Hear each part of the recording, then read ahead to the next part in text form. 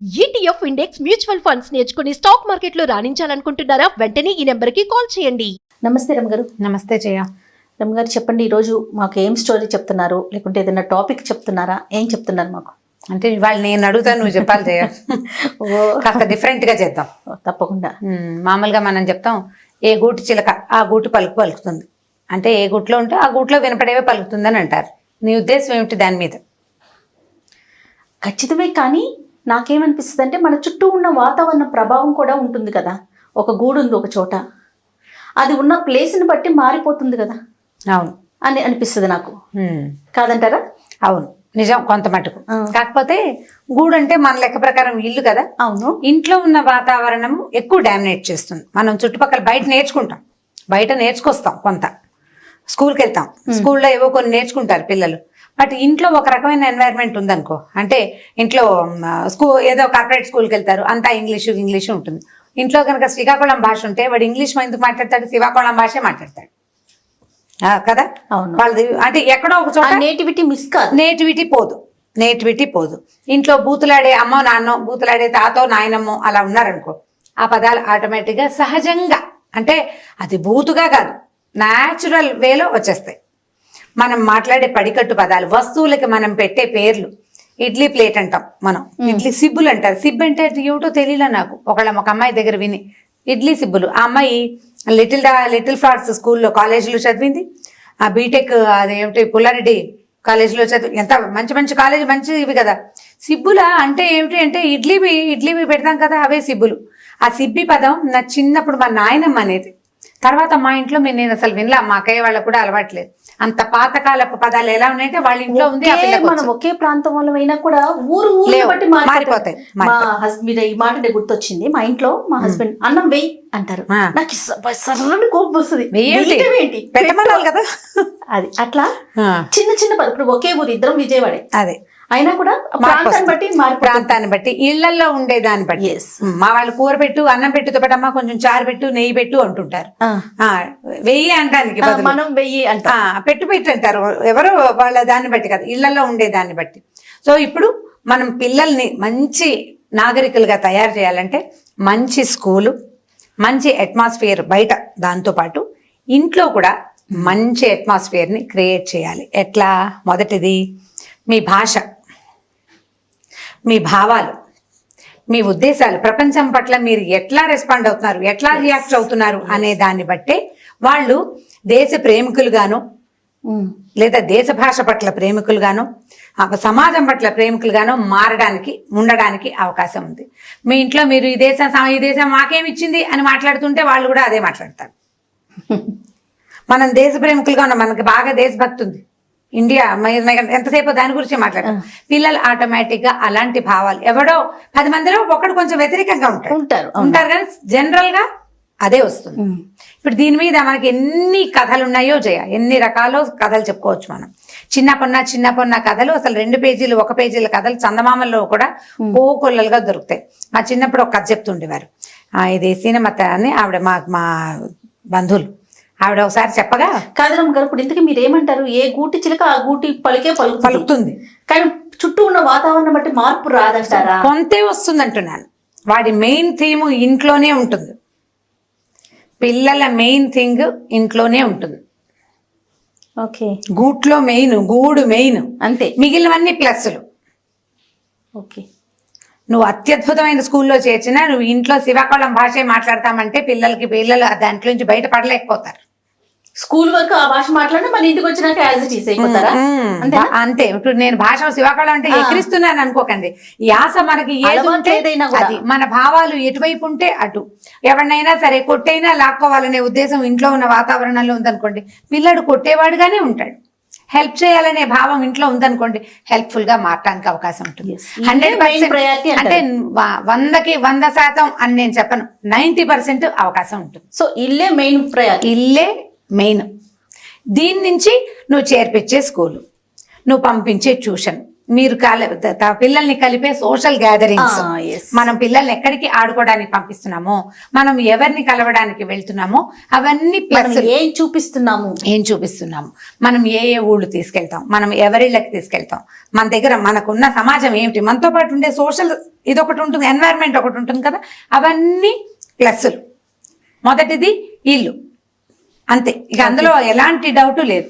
ఇంట్లో చూసిన దాన్నే పిల్లలు చేస్తారు. మా అక్క అంటుందండి ఇప్పుడు విత్ ఒకటైతే మొక్కటి వస్తుందా అనేసి. రాదు కదా. ఏదైనా గబుక్కున్న పిల్లలు ఏదైనా చేస్తే వాళ్ళ నాన్నలాగానే చేస్తుంది అట్లా అంటే మరి అంతే కదా, విత్ ఒకటేస్తే మొక్క ఒకటి రాదు ఒకటి కదా ఎలా వస్తుంది? అది రాదు కదా, అది రావడానికి అవకాశం లేదు. అయితే ఒక కథ చెప్తాను చూడండి, సరదాగా బాగుంటుంది. ఒక ఊళ్ళో ఒక ముసలమ్మ ఉంది. ఆవిడ చాలా ధనికురాలు, బాగా డబ్బుంది. ఒక దూరపు మనవరాలు వరుస అయ్యే ఒక పిల్లని ఆవిడ పెంచుకుంది. సొంతంగా పిల్లలు లేరు. అయితే ఈ పెంచుకుంటే ఈ పిల్ల బయట ఎక్కడి నుంచో వచ్చింది. ఈ పిల్లని ఈవిడ ఏం చేసేదంటే, బాగా ధనికురాలు కదా, దాన్ని ఎక్కడికి ఆడుకోవడానికి వెళ్ళనిచ్చేది కాదు, చాలా గట్టిగా పట్టుకునేది. బయటికి వెళ్ళనిచ్చేది కాదు. ఎవరితోటన్నా కలిసి దిష్టి తగులుతుందని, కింద పడిపోతావని, ఇదే మనం కూడా చేస్తాం అట్లాగే. నలుగురిలోకి వెళ్తే దిష్టి అయిపోతుంది. 4 నగలేసేది పిల్లకి. దాన్ని బయటికి తీసుకెళ్ళి ఎవరికైనా చూపిస్తే అందరు అమ్మో దీనికి ఇన్ని నగలు అని దిష్టి కొడతారు కదా, అందుకని బయటికి వెళ్ళనిచ్చేది కాదు. పిల్లలకి ఏమని ఉంటుంది, నగ నాణ్యం పెట్టుకుని మంచి బట్టలు వేసుకుంటే అందరికీ చూపించాలని ఉంటుంది. అదే చూపించేది కాదు. దానికి అలంకారం చేసి ఇంట్లోనే కూర్చోబెట్టేది, వస్తువులు ఇచ్చి ఇంట్లోనే ఆడుకోమనేది, ఎవ్వరికి ఏమీ ఇవ్వనిచ్చేది కాదు, ఎక్కడికి పోనిచ్చేది కాదు. అయితే ఈ పిల్ల ఏం చేసేది, మెతగ్గా అవ్వ వెనకాల, దానికి బీద ఇంట్లో నుంచి వచ్చింది పాపం ఆ పాప. అవ్వ దగ్గర డబ్బులు ఉన్నాయి, కొన్నాళ్ళు అణుకుగా ఉంటే బాగుంటుందని వాళ్ళ అమ్మ నాన్న దాన్ని బాగా నచ్చజెప్పి పంపించారు. అది చనుక్కుంటుండేది, ముసలముండ చస్తే పీడ విరగడవుతుందని అనుకుంటూ ఉండేది. ఎప్పుడు చస్తుందో, దీని పీడ ఎప్పుడు విరగడవుతుందో, చస్తున్నానని చనుక్కుంటూ ఉండేదన్నమాట. అయితే ముసలమ్మకి వినపడేది కాదు, అది కొనుక్కుంటూ ఉండేది. అయితే ఏమైందంటే, పిల్లకి ఒక్కతే ఉండి బోర్ కొడుతుంది, దానికి తోచట్లేదని వాళ్ళ అమ్మ నాన్న వచ్చినప్పుడు చెప్తే ఈ అవ్వ ఏం చేసిందంటే, ఓ 3-4 చిలకల్ని పట్టుకొచ్చింది పిల్లకి కాలక్షేపానికి. ఈ చిలకల్లో ఒక చిలక మంచి యాక్టివ్ చిలక, దానికి మాటలు వచ్చినాయి కొద్దిగా. రా రా అంటాం, వద్దు వద్దు వెళ్ళు వెళ్ళు అంటాం వచ్చినాయి. వస్తే చిలక్కి కొన్ని చిలకలకి మాటలు వస్తాయి కదా, రామా రామా అంటాం నేర్పించచ్చు. అది మనలాగా అందు ఒక చిన్న కీర్ అనే ఒక చిత్రమైన సౌండ్ తోటి అంటుంది.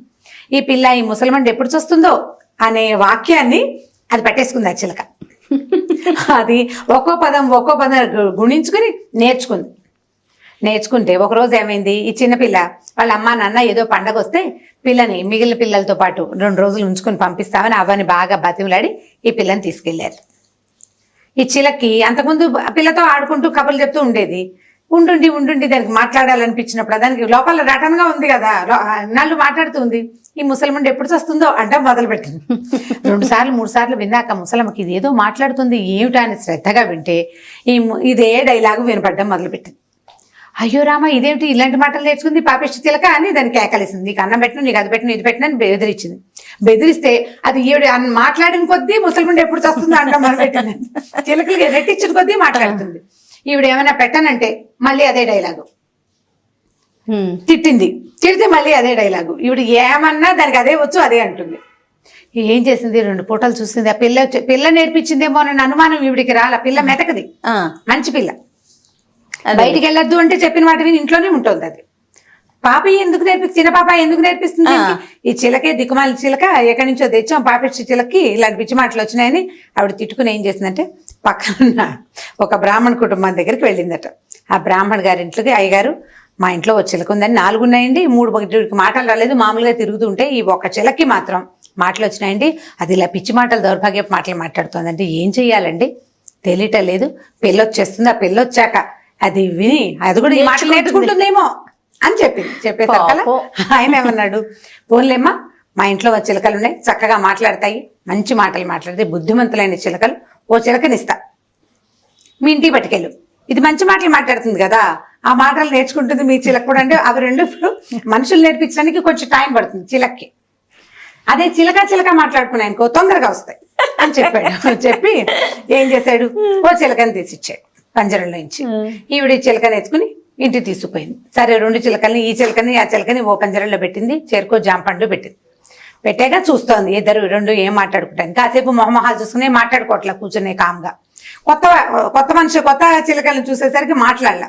ఓ పూట గడిచింది, ఈవిడేదో పెడదాం అనుకుంది. ఆ పిల్ల చిన్నపిల్ల ఆ పూట వస్తుందన్నమాట. వస్తుందని పిల్ల కోసం ఏర్పాట్లు చేసుకుంది, వంట చేసేసింది, స్వీటు పాయసం గీసం చేసి పెట్టింది. పిల్ల రాగానే తిట్టుందని బట్టలు దాని పక్కలు అన్ని దులి పెట్టింది. అప్పుడు ఈ చిలకలు మెల్లిగా కీరమంట మొదలెట్టే మాట్లాడుకుంటున్నాయని వింటుంటే ఈ ఇంట్లో ఉన్న చిలకంది ముసలిమండ ఎప్పుడు చూస్తుందో అనగానే ఈ బ్రాహ్మణ గారి చిలక అంటది, అభీష్ట సిద్ధిరస్తు.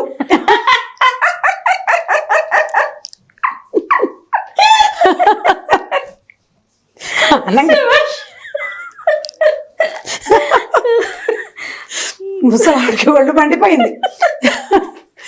అది అడగటము ఇదేమో ఇది దీవించడం రెండు సరిపోయినాయి. ఇంకా అక్కడి నుంచి మీ మొహాలు మండలం నోడు మూసుకోండి అనగానే మనుషులు మాట్లాడేసరికి ఈ చిలక రెచ్చిపోతుంది కదా, వీళ్ళ ఇంట్లో ఉన్నది ఇది అంటుంది, అది కూడా అంటుంది. ఒకటేమో చావాలంటుంది, రెండేమో సిద్ధి అంటుంది. ఇక విసుగుబట్టింది ఈవిడికి. లాభం లేదని ఆ పంజరం తీసి 2 చిలకల్ని బయటికి తరివేసి, మా ఇంటికి రావద్దు మీరు, మా పిల్ల పాడైపోతుంది మీ వల్ల అని చెప్పి 2 చిలకల్ని బయటికి పంపించేసింది.